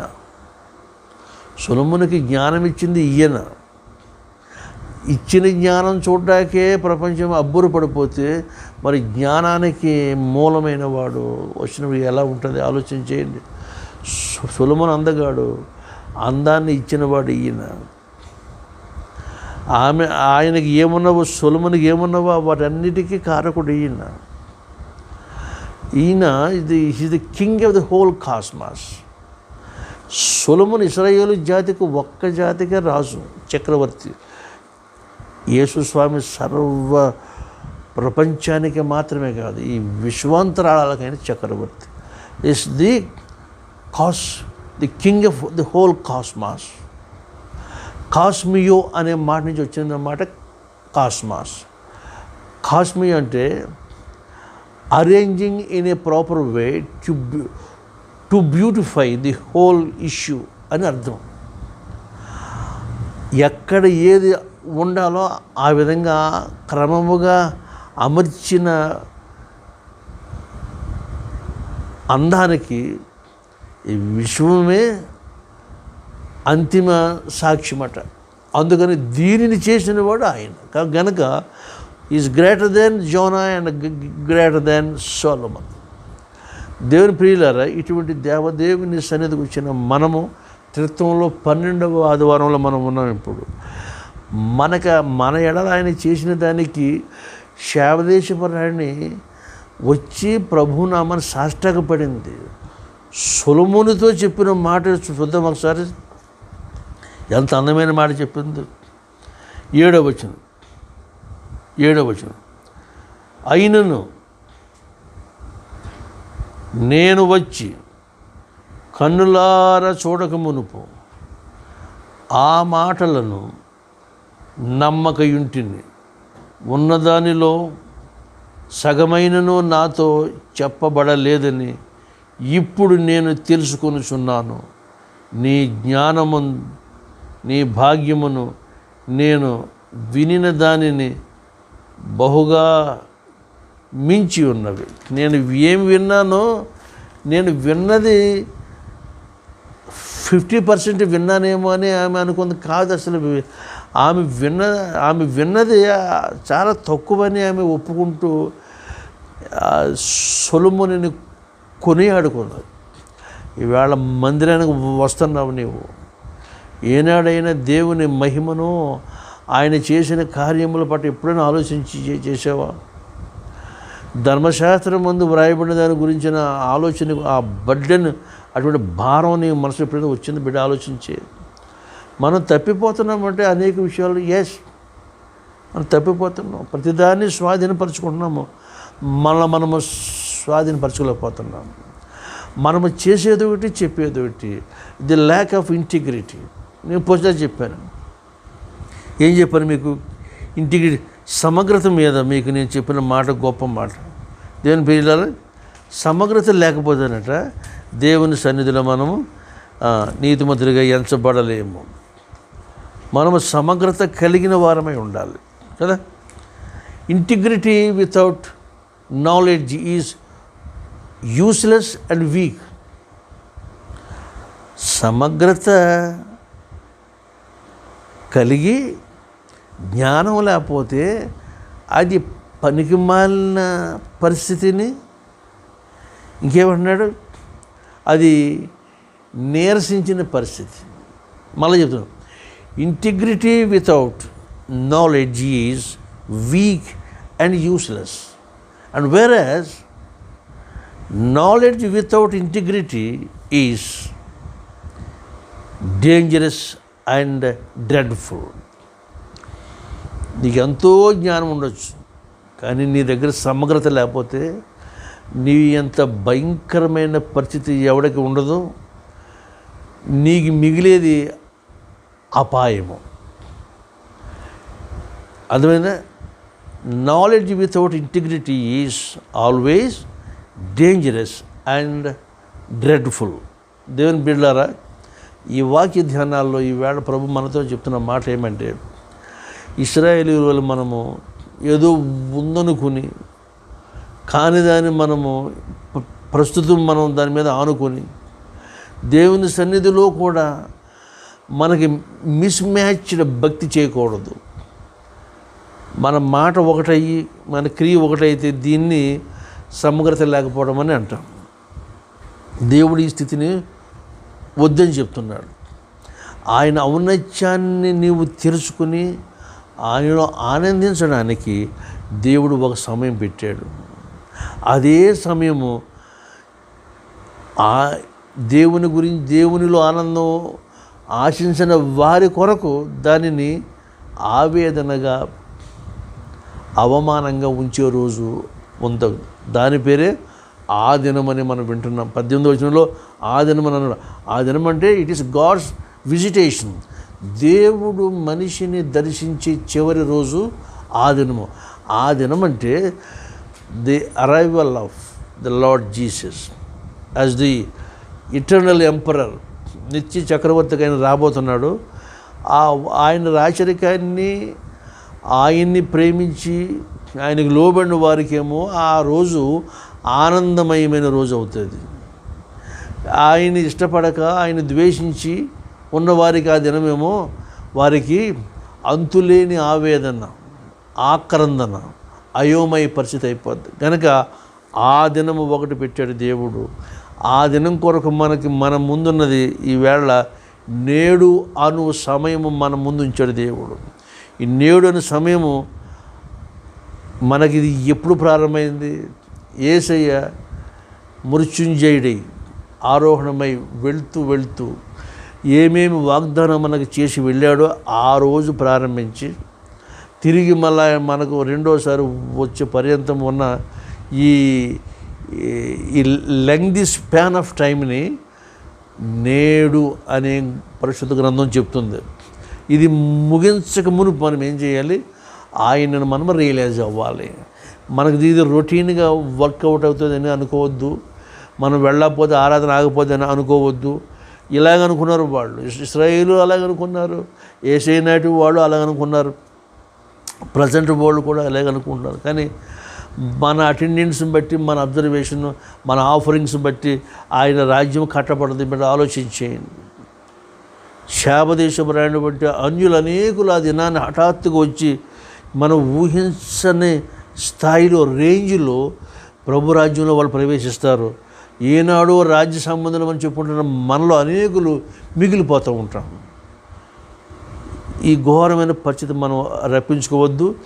ఇలాగ మనము చేయబడుతున్న హెచ్చరికలు, బోధని తృణీకరించడమే పరిశుద్ధాత్మను మనం దూషించడం. మనుషు కుమారుని దూషణకి క్షమాపణ ఉందని అనడమును, పరిశుద్ధాత్మ దూషణకి క్షమాపణ లేదని అనడంలో అర్థం ఏమనుకున్నారు మీరు? మనుషు కుమారుడుగా క్షమాపణ ఎందుకు ఇచ్చాడంటే అప్పటికి ఇంకా ఆయన మరణము, పునరుద్ధానము జరగలేదు కనుక అవి వాళ్ళకి క్షమించబడతాయి. పరిశుద్ధాత్ముడు ఎప్పుడు ఇచ్చాడు? ఈయన మన కొరకు రక్షణ కార్యం చేసి ముగించేసి యేసుస్వామి ఆరోహణం అయిపోయినప్పుడు ఆయన పైకి వెళ్ళడము, పరిశుద్ధాత్ముడు మన దగ్గర కింద రావడం జరిగింది. ఈ వచ్చిన తర్వాత ఏ మనుషుడైతే పరిశుద్ధాత్మను దూషిస్తాడో వాళ్ళకి క్షమాపణ ఉండదు. ఎందుకు ఉండదు అని అంటే, having been provided every proof, రక్షణ గురించిన ప్రతి ఆధారాన్ని మనకైనా రెడీ చేసి, రక్షణ కార్యాన్ని సంపూర్తి చేసి, రక్షణ యాగాన్ని మన కొరకు సర్వసిద్ధం చేసేసి వెళ్ళిపోయిన తర్వాత అది కాదని నువ్వు అంటాక నువ్వు కాదు, ఎవరికి సరిపోదు గనక వాడికి క్షమాపణ ఉండదని యేసయ్య చెప్పాడు. అది అర్థం. That is called the unpardonable sin. ఆ పాపానికి ఇక క్షమాపణ ఉండదు. దేవుని ప్రియులారా, మరి మనం ఇంతవరకు విన్న విషయాలన్నీ కూడా యేసుస్వామి, ఆయన సోదరుడైన యాకోబులు ఇరువురు యొక్క పదప్రయోగాలు మనం చాలా ఆలోచించవలసిన విషయం ఉంది. యాకోబు గారేమో విషము, నరునికి విషయము నాలుకలో ఉంది అని ఆయన చెప్పినప్పుడు, యేసయ్య అంతకు ముందే చెప్పిన మాట మనం ఒకసారి దాని మీద మనసు పెట్టాలి. ఏమంటే 34వ వచనంలో 12:34 ఏమంటే అసలు ఈ జనరేషనే సర్పము యొక్క సంతతి అనేది యేసయ్య యొక్క ఆయన ఇచ్చిన స్ట్రెస్, ఆయన చేసిన ఒత్తిడి చేసి పలికిన మాట ఇది. సర్పసంతానం అంటే the brood of wipers, English పదం. పూర్వకాలం అంటే ప్రాచీన కాలంలో ఈ సర్పసంతానం ఎలా బయటకు వస్తుంది అనేది మనకి గ్రంథ పరిజ్ఞానంతో లేఖనాల సందర్భంగా మనం చూసినప్పుడు మనకి తెలియజేసిన సత్యాలు ఏమంటే, గుడ్డుని పెడితే సర్పాలన్నీ కూడా పెట్టిన గుడ్ల మీద పొదిగేది ఒక రకం. ఇంకొకటి మనం ఎలా ఆలోచించాలంటే, గుడ్లు తమ కడుపులో ఉండగానే అవి వాటికి కావలసిన సమయానికి తమ తల్లులు పొట్టలు చీల్చుకుని, అంటే తల్లి పాములను చంపి పిల్లలు బయటకు వచ్చేస్తాయి అనేది ప్రాచీన కాలంలోని పండితులు లేక సామాన్యుల యొక్క అభిప్రాయం. They thought in the ancient times ఈ విధంగా. అంటే దీనికి ఎలాగ అనువర్తించుకోవాలి, ఇప్పుడు మనము అన్వయించుకోవాలంటే ది మర్డరర్స్ ఆఫ్ పేరెంట్స్ అని. సర్పము తన పిల్లల్ని అది బయట పొదిగేవి ఒక రకమైతే, కొన్ని లోనే ఉంటాయట, లోనే పొదగబడిపోయి గుడ్లు ఫార్మేషన్ అయిపోయి బయటకు వస్తాయి. ఎలాగంటే తమ తల్లుల యొక్క పొట్టలు చీల్చుకు వచ్చేస్తాయట. ఇన్ ద సేమ్ మేనర్ నరులు తమ తల్లిని తండ్రిని చంపితేనే కానీ వాళ్ళ యొక్క సర్పతత్వము బయటికి పడదనేది సెన్స్ ఇక్కడ, అది అర్థం. ఓకేనా? కాబట్టి ఇక్కడ యేసయ్య చెప్పిన మాట యొక్క తీవ్రత ఈవేళ మనము పౌలు గారు చెప్పిన మాట కూడా మనం జ్ఞాపకం చేసుకోవచ్చు. ఎలాగంటే తిమోతి పత్రికల్లో ఆయన ఆత్మదేవుడు ఆయనకి బయలుపరిచిన సంగతిని, ధర్మశాస్త్రము ఎవరెవరికి వ్రాయబడింది అనేది చెప్తూ సందర్భంలో 15 రకాలైన జాబితాలు అక్కడ చెప్పి ఆయన ఏమంటాడంటే, ధర్మశాస్త్రము ఎవరి కొరకు నియమించబడింది అనే సందర్భంగా మాట్లాడుతూ, మాతృహంతకులకును హంతకులు అనే ఈ మాటలు ఆయన వాడాడు. చూద్దామా? తిమోతికి వ్రాసిన పౌలు గారి మొదటి పత్రిక 1వ అధ్యాయము ఒక్కసారి ఆ రిఫరెన్స్ చదువుకుంటే మనము ముందుకు వెళ్ళిపోదాం. దేవుడు నాకు అప్పగించిన ఆయన మహిమగల సువార్త ప్రకారము ధర్మశాస్త్రము ధర్మ విరోధులకును అవిధేయులకును భక్తిహీనులకును పాపిష్టులకును అపవిత్రులకును మత దోషకులకును పితృహంతకులకును మాతృహంతకులకును నరహంతకులకును వ్యభిచారులకును పురుష సంయోగులకును మనుష్య చోరులకును అబద్ధికులకును అప్రమాణికులను హితబోధకు విరోధి అయిన వాడు మరి ఎవడైనను ఉండిన ఎడల అట్టివానికి నియమింపబడిను గాని నీతిమంతునికి నియమింపబడలేదని ఎవడైనను ఎరిగి ధర్మానుకూలముగా దానిని ఉపయోగించిన ఎడల ధర్మశాస్త్రము మేలైనదని మనం ఎరుగుదాము. This is the description given by saint Paul. ఇది ఏంటంటే ధర్మశాస్త్రం ఎవరికి ప్రిస్క్రైబ్ చేసాడంటే వీళ్ళ కొరకు ప్రిస్క్రిప్షన్, అంతేగాని నీతిమంతులు. మరి ఆ మార్గం మరి నీతిమంతులు ఉన్నారా అంటే ఉండాలనేది ఆయన అభిమతం లేక అభిలాషం. దేర్ఫోర్ ద్వితీయోపదేశకాండము 6వ అధ్యాయము 25లో పలికిన మాట ఏమంటే, ఆయన శాసనాలు ఆయన కట్టడాలు అనుసరిస్తే అదే వారికి నీతి అవుతుంది అన్నాడు. ఆ నీతి వల్ల మనుషుడు బతుకుతాడని చెప్పాడు. ప్రభు చాలా స్పష్టంగా చెప్పాడు. ద్వితీయోపదేశకాండము 6వ అధ్యాయము 25వ వచనం. మన దేవుడని యెహోవా మనకు ఆజ్ఞాపించినట్టు ఆయన సన్నిధిని ఈ సమస్తమైన ఆజ్ఞలను అనుసరించి నడుచుకున్నప్పుడు మనకు నీతి కలుగును. This is the acquiring, it's the secret of obtaining righteousness. నీతి యొక్క సంపాదన ఎలా ఉంటుందంటే, ఆయన ఇచ్చిన ఆజ్ఞలు మనం పాటించినప్పుడు మనకి నీతి లభ్యమవుతుంది.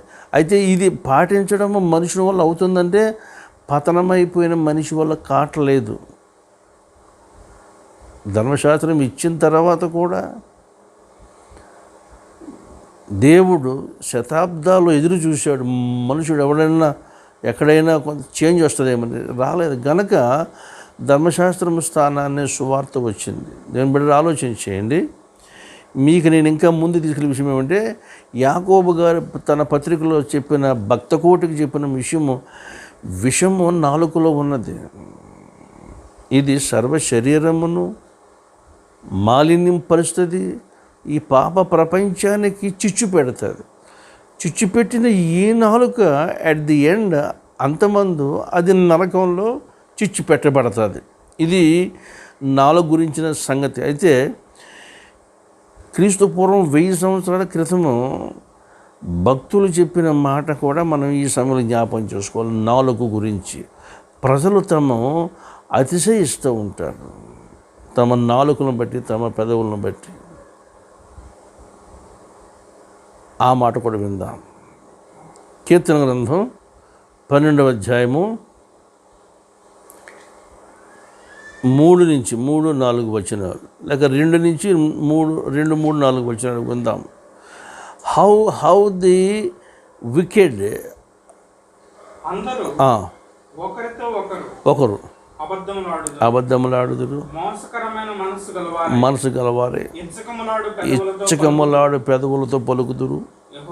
యెహోవా అన్నిటినీ బింకములాడు నాలుకలన్నిటినీ కోసివేయును.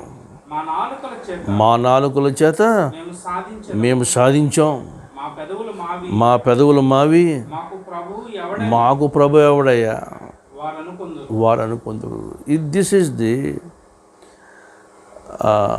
Is the outcome of the poisonous tongue. విషపూరితమైన నాలుకలో పలికే లేక నాలుకలు వచించే ఈ ఉచ్చారణలు, వాళ్ళు ఇచ్చే స్టేట్మెంట్స్ ఇలా ఉంటూ ఉంటాయి. మేము సాధించాం, మా నాలుకలో మేము జయించామని చెప్పుకునే మానవ వ్యర్థాతిశయం గురించి ప్రభు ఇక్కడ చెప్తున్నమాట ఏమంటే, ఒకని పలుకులు అతనిని నీతిమంతుడిగా తీర్పు ఇస్తాయి, లేక అపరాధిగా తీర్పిస్తాయి. ఇదే విషయాన్ని జ్ఞాని అయిన సొలొమోను చెప్పిన మాట ఏంటో కూడా విందాం. ఏమది? సామెత గ్రంథము 18వ అధ్యాయము 21లో జ్ఞాని ఏమంటాడో చూద్దాం. జీవమరణములు నాలుక వశము, దాని యందు ప్రీతి పడువారు దాని ఫలము తిందురు. So it depends upon entirely one's own tongue. ఒకడు తన స్వీయ నాలుకపై దాని ఫలములను అతడు అనుభవించక తప్పదు. సొలొమోను ఈ వరకు చెప్తే, సొలొమోను కంటే గొప్పవాడు మన మధ్య ఉన్నాడనే చెప్పిన యేసుస్వామి మాటకి యేసయ్య ఇక్కడ ఏం చెప్పాడు? 35-36 మత్తయి సువార్త. మనుషులు పలుకు వ్యర్థమైన ప్రతి మాటను గూర్చియు విమర్శ దినమున లెక్క చెప్పవలసి ఉండును. నీ మాటలను బట్టి నీతిమంతుడు అని తీర్పు నొందుదువు, నీ మాటలను బట్టి అపరాధమని తీర్పు నొందుదువు. గనక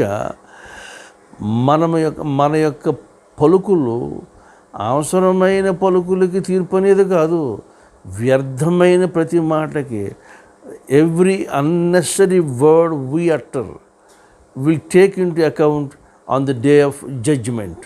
కాబట్టి నాకు ప్రియమైన వాళ్ళారా, ఈ 12వ ఆదివారపు దైవ సంకల్పం ఏమంటే, మన ప్రతి ఉచ్చారణ బహు జాగ్రత్త కలిగి, అటువంటి ఆ తీర్పు యొక్క స్పృహ కలిగి మనము వ్యవహరించుకుంటే మనల్ని మనము కాపాడుకుంటాము. గనక ఈ గొప్ప హెచ్చరికని ఈవేళ ప్రభు మనతో చెబుతూ, మనకి ఇటువంటి గొప్ప తప్పింపు, అనేక విషయాల్లో మనం తప్పిపోతున్నామని అన్నాడు. కనుక యాకోబు గారు ఎలాగంటే ఇలాగా మాట వలన, క్రియ వలన, తలంపుల వలన, వీటి వల్ల తప్పిపోతున్నాం. ఇలా తప్పిపోకుండా మనల్ని ముందుగా వార్న్ చేసి తన నిత్య మహిమకు మనల్ని దాచుకునే ఆ ముందు చూపుతో మనకి ఇచ్చిన ఈ హెచ్చరిక యొక్క విశేషాన్ని బట్టి మనం దేవునికి థ్యాంక్స్ చెప్పుకోవాలి. ఇది మీకు గతంలో చెప్పాను. Trinity is the season in which the entire human Trinity has to give thanks. So the thanks giving season ఇది మనకి. ఎందుకంటే త్రిత్వానికి ముందున్న 6 మాసాల్లో ప్రభువు తను మన కొరకు చేయదలసిన ప్రతి పనిని చేసుకొచ్చాడు. ఈ చివరి 2వ భాగంలో చేయబడిన వాటిని మనము తలపోసుకుంటూ మనము ప్రతి వారము ప్రతి దినము ఆయనకి మన కృతజ్ఞత చెప్పుకునే ఈ కాలాన్ని మనం గుర్తెరిగి ప్రతి వారము మనకు వచ్చే ఈ గొప్ప దీవెనను మనం పొంది ఆయన సంకల్పంలో మనం ఉండగలందులకు మనకి ముందుగా ప్రభువారు చెప్పిన ఈ మాటలు మనము మనసులో దాచుకుందాం.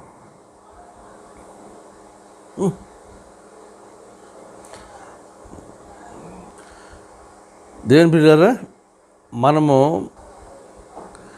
ఈ 4 ప్రస్తావన గురించి మీకు నేను చెప్పాల్సిన మరొక ముఖ్యమైన మాట ఏమంటే, God is so wise and so good.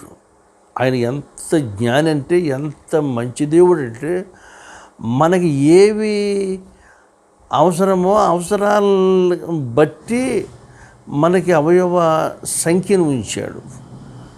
ఎలాగంటే మనకు కళ్ళు 2 కావాలనేది ఆయన చిత్తము, మనకి చెవులు 2 కావాలనేది ఆయన చిత్తము. అర్థమైందా? అయితే మనకు నోరు ఒకటే ఉండాలనేది ఆయనకి తెలుసు, ఉండాలి అనేది ఆయన కోరిక. ఎందుకంటే డబుల్ టంగ్డ్ పీపుల్ ఇప్పటికే మనకు కావలసిన మంది ఉన్నారు లోకంలో, ముఖ్యంగా మన సంఘాల్లో. ఉండబట్టే కదా ఇంత అవస్థ. ప్రతి చోట డబులింగ్, డూప్ అనమాట. Not only dupe but also doubling, double standard. దీని గురించి కూడా యాకోబు గారు అంటాడు, ద్విమనస్కుడు తన ప్రతి మార్గంలోనూ అస్థిరుడిగా ఉంటాడు, వాడికి స్థిరపడి ఉండలేడు. అందుకని మనము జాగ్రత్త కలిగి ఉండాలి. ఇంకో సంగతి మీకు చెప్పాలి, నాలుక ఒక నాలుగు పెట్టుంచాడు, కానీ మనకు ఒకవేళ 2 నాలుగు పెట్టుంటే మన పొజిషన్ను మనం చూడడానికి పరిస్థితి ఎలా ఉంటుంది అప్పుడు అర్థం చేసుకోండి. అంటే the need of tongue is alone, ఒకటి చాలని ఆయనకి తెలుసు. కానీ మనం దానిని అనేకమైన ఎన్నో నాలుకలు మనం చేస్తున్నాం. కనీసం 2 నాలుకలు లేకుండా మనుషులు లోకంలో జీవించలేకపోతున్నాడు. అర్థం చేసుకోండి. And how about our own church, our dear ALC church, the position, the present persecuting, the present poisonous state. కారణం ఏంటి? Double tongue. ఆలోచించేయండి. అంటే ఇది సర్వ శరీరమును కంటే ఇది మైక్రో లెవెల్లో ఈ నాలుకతో ఎవడో అదిరిపడతాడో వాడు తనకు తాను హాని చేసుకుంటమే కాకుండా మ్యాక్రో లెవెల్లో అంటూ ద హోల్ క్రిస్టండమ్, క్రైస్తవ ప్రపంచానికి మొత్తానికి లేక మనం ఎక్కడ నివసిస్తున్నామో, ఏ సంఘంలో ఏ సహవాసంలో సహజీవనం చేస్తున్నామో ఆ గ్రూప్ అంతటికి ఒకని యొక్క నాలుక చేసే ప్రమాదము ఇంత ప్రమాదం ఉంది. మన నాశనం తెచ్చేది నాలుక.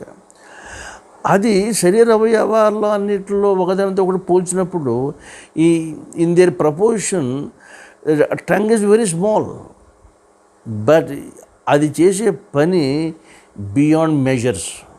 కొలవలేని స్థితిలో భీకరమైన నష్టం అది చేస్తున్నా కాకుండా మన చావుని మన మీదకి తీసుకొస్తుంది. అదే చెప్పాడు రాజు అయిన సొలొమోను, జ్ఞాని సొలొమోను. మరి ఇక పోతే చివరగా మృగ, పక్షి, ఇంకేంటి జలచరాలు, వీటి గురించి కూడా ప్రస్తావించాడు యాకోబు గారు.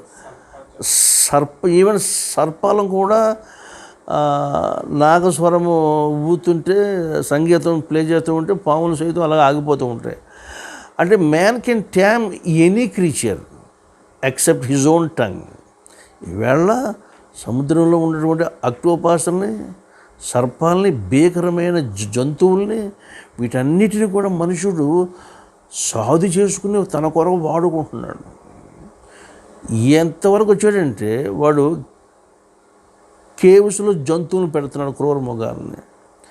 అక్వా గార్డ్స్లో అలాంటి వాటిల్లో అక్టోపస్లు పెడుతున్నాడు, చేపలను పెడుతున్నాడు, ఇక రకరకాల జంతువులు పెట్టుకుంటున్నాడు. అన్నీ వీడికి చేతనైంది, నాలుకని సాధు చేసుకోలేకపోతున్నాడు. Such was his incapability. మనుషుని అసమర్థత ఎంత అంటే ఎంత ఉంది గనక ఈవేళ యాకోబు గారు ఇచ్చే హెచ్చరిక మనము అతి జాగ్రత్తగా మన హృదయ శిలా పలకల మీద వ్రాసుకుని నిత్యము స్పృహ కలిగి ఉండమనేది ఆయన కోరిక. ఎందుకంటే వీఆర్ బీయింగ్ యాస్ట్రైడ్, మనం తప్పిపోతున్నాం. Like the planets in the space. ప్లానటోరియంలో ప్లానెట్ ఎలాగ తమ నియమించబడిన ఆర్బిట్లో అవి తిరగాలని ప్రభు శాసించాడు, వాటిలోనే అవి తిరుగుతూ ఉంటాయి. ఒక్కోసారి అవి మార్గం తప్పుతున్నప్పుడు ప్రమాదాలు జరుగుతూ ఉంటాయి, విస్ఫోటాలు జరుగుతున్నవి సృష్టిలో.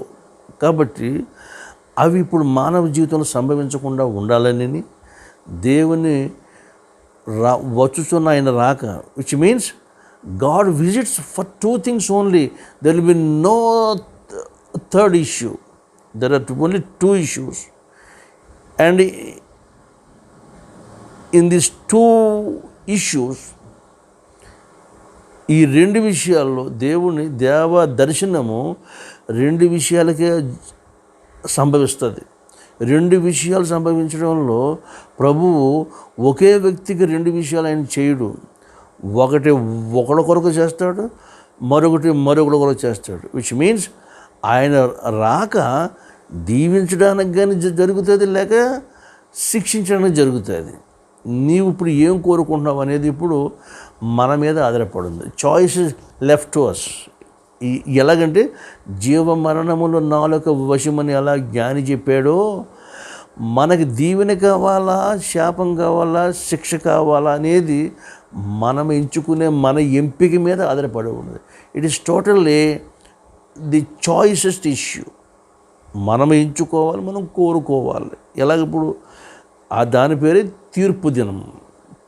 తీర్పులో ఒకడు నీతిమంతుడిగా తీర్చబడతాడు, అదర్వైజ్ ఒకడు అపరాధిగానే ఎంచబడతాడు. కాబట్టి ఈ రెంటిలో మనము ఆయన రాకడ యొక్క స్పృహ కలిగి మన నాలుకను, మన తలపులు, మన మాటలు, మన ప్రోగ్రామ్స్ అన్నీ కూడా మనము షెడ్యూల్ చేసుకునే బాధ్యత మనకి అప్పగించేశాడు దేవుడు.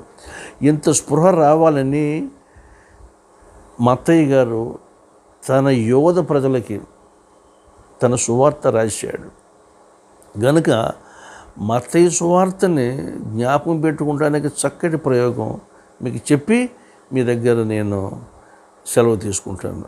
Matthew's gospel is a gospel. A gospel written by a Jew to the Jews about a Jew. మనం ఇప్పుడు we are spiritually we are the Israelites. అందుకని అది యూదులకే ఇశ్రాయేలుకే లిమిట్ అని అనుకునే పని లేదు, అది మనకు సంభవిస్తుంది. Because he is the God of every being. ప్రతి జీవికైన దేవుడు, సర్వానికైన దేవుడు కనుక ఆయన లార్డ్షిప్, ఆయన ప్రభుత్వము, ఆయన పరిపాలనలో మనం అందరము ఉండగలందులకు వచ్చుచున్న ఆయన రాకను మనము ఆహ్వానిస్తూ ఈ తీర్పు యొక్క స్పృహ లేక గాడ్స్ విజిటేషన్, ఆయన దర్శన కాలం మనకు వస్తుంది. ఆ దర్శనపు దినము కొరకు మనం ఏం చేయాలి? అలర్ట్ అయ్యి మనము ఆయన చెప్పిన నిబంధన మేరకు మనము జీవించాలని కోరుతూ యెషయా ప్రవచనము మన ఎడల నెరవేరాలి. ఏమంటే ఆ దినమున గుడ్డివారు చూడాలి, బదిరీలు వినాలి, బీదలు దీనులు యెహోవా యందు సంతోషిస్తూ ఆనందిస్తారు. అటువంటి ఆనందము మీ అందరికీ ప్రభురాగ పర్యంతము ఉండాలని, మీ అందరికీ కలగాలని నేను కోరుకుంటూ ప్రభు కృపకు మిమ్మల్ని అప్పగిస్తున్నాను. గనక విన్న ఈ కొద్ది మాటలు మరి మనం ఇంతవరకు ధ్యానం చేసాం. ఇదే ధ్యానాన్ని మీ అందరి వీలు కొరకు దీని గానంలో విందాము. Let us listen to the song.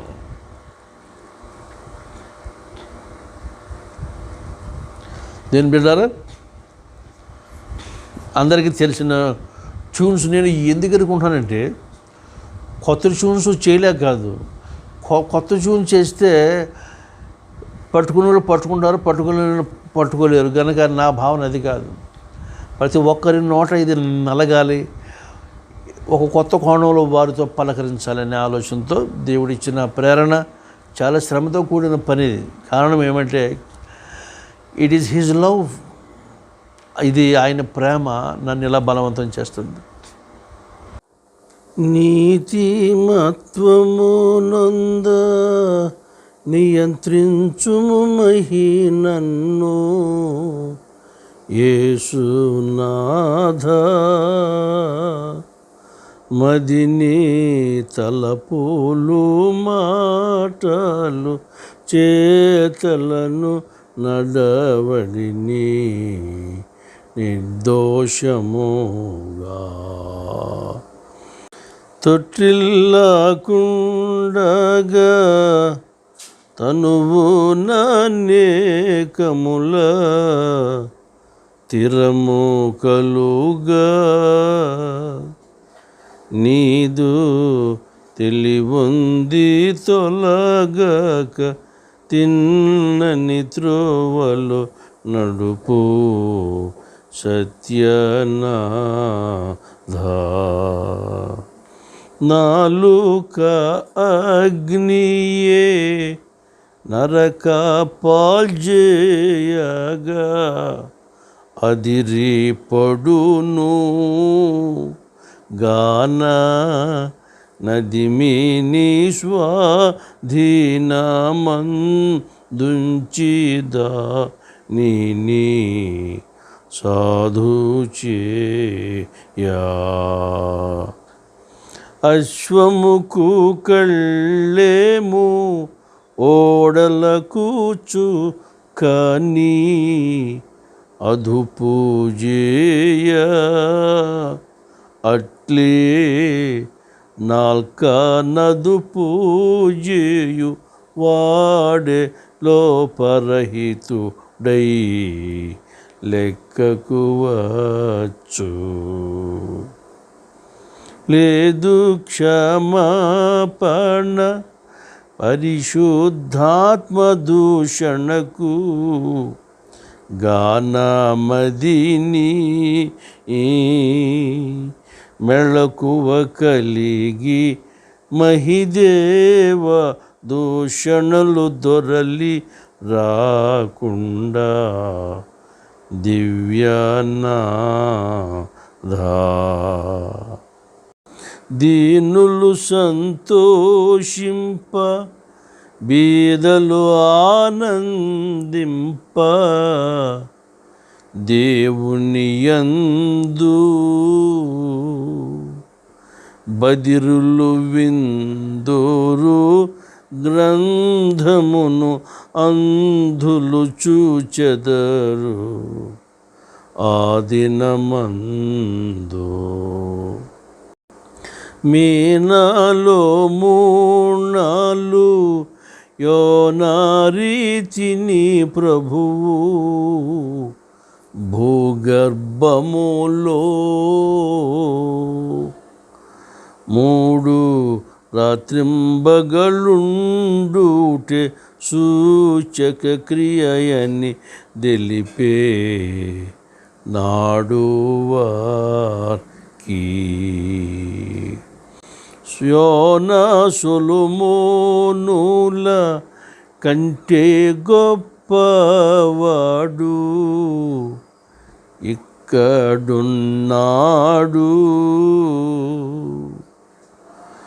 గాన ఘనపరచి పొందగ నిత్య జీవమును నిత్యానాదా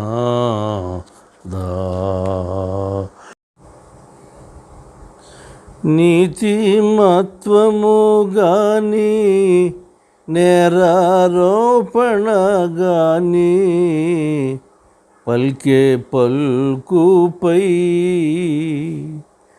తీర్పు గలదని ఎరిగి ప్రతి వ్యర్థ పలుకు కైనా స్పృహ కలిగుండా విషయధన నిధియని హృదయాన్ని ప్రభు దిల్పే వ్యక్తిని బట్టి వచ్చు సద్విషయాలైన దుర్విషయాలైనా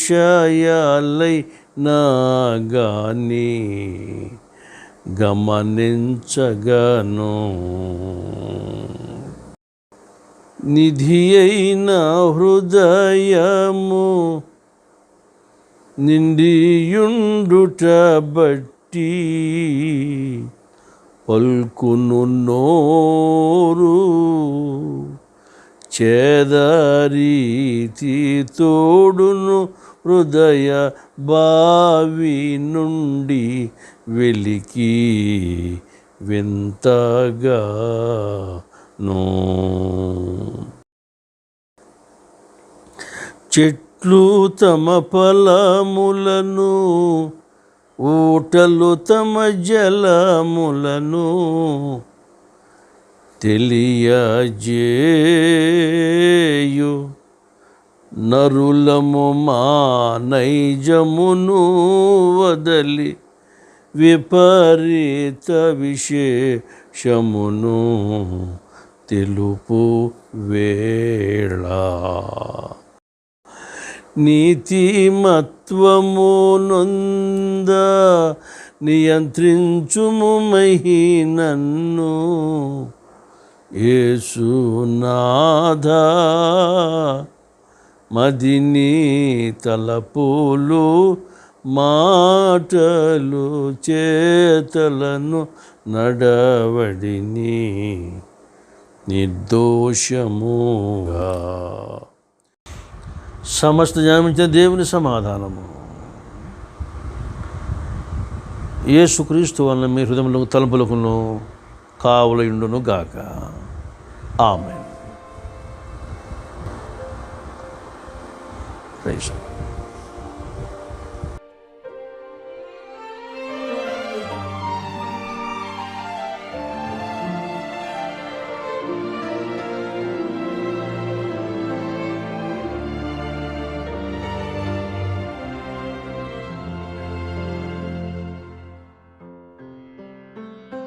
Sing them over again to me, wonderful words of life. Let me more of their beauty see, wonderful words of life. Words of life and beauty, teach me faith and duty.